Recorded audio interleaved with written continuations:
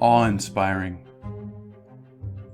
When my daughter brings me an attitude from the gutter, I want to care so much for her, to empathize, to be in awe of her, like the newborn in the presence of its mother, that what I want and how I feel is whitewashed by the breadth of my embrace of who she is. That doesn't mean I won't honor my own feelings and express my needs in a healthy way. It doesn't mean I won't still try to lead and influence her. But my wants will no longer be paramount, nor overwhelm me at her expense. When my wife fails to connect with me again on something I feel is vital, I hope to remember how much I love all of who she is. I want to be in awe of her, to remember that to me she is a priceless painting, a co-laborer in life, the lover of my soul. It doesn't mean I won't acknowledge and express my sadness at our brokenness, but that feeling will pale in comparison to my appreciation of her. This is what it means to be in awe. Whether beautiful or horrible, it is as if the thing becomes so big, so overshadowing, that we can no longer see what's around us, not even ourselves. There are few things or people or causes worthy of such awe. In the womb, the unborn child is physically a part of his mother in obvious ways. In the first months after birth, the baby learns through sensory and neurological cues to engage the world as his mom does.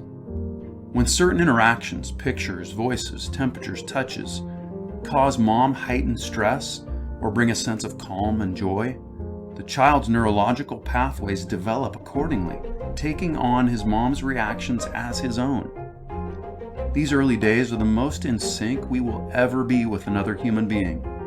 We spend our entire lives striving to rediscover this sense of awe in someone or something beyond ourselves into which we can become grafted. This is opposite of the commonly accepted adolescent maturation process described as individuation. Individuation implies progression toward a state of independence, certainly a state more independent than a baby of his mother, but there is no such thing. Who a person is can only be understood relative to someone or something else. Brown is only brown vis-a-vis yellow. Strong is only strong vis-a-vis weak. As we grow apart from our parents, we aren't individuating. We are simply replacing the reference point against which we define ourselves. Where our identities were a function of our parents, they become a function of our friends, our society, a hero figure, the natural environment, our work, or whatever combination. It's completely nonsensical to think we define ourselves relative to ourselves. More than most, religious people have this figured out. It is inherent in the paramount obligation to love and honor their God. The biblical idea that he must become greater, I must become less, describes a relationship between God and man evolving to a level of intimacy like that of the mother and newborn, where the personhood of the child is subsumed in the mother's. We immediately question whether this is a good thing. We're bothered by the idea of losing our identity within someone or something else's. It's good that we're bothered. It's wise, because there are very few, if any, people or causes into which it is worthy of being assimilated. Our theory of changing the world doesn't work if it's built on self-sacrifice.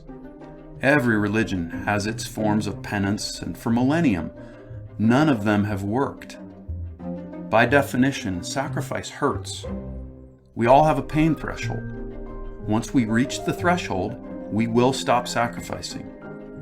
But to the extent something or someone has become greater than us, there is no limit to what we would endure for what is so highly esteemed. Valuing others means their progress is our progress, their success, our success, their power, our power.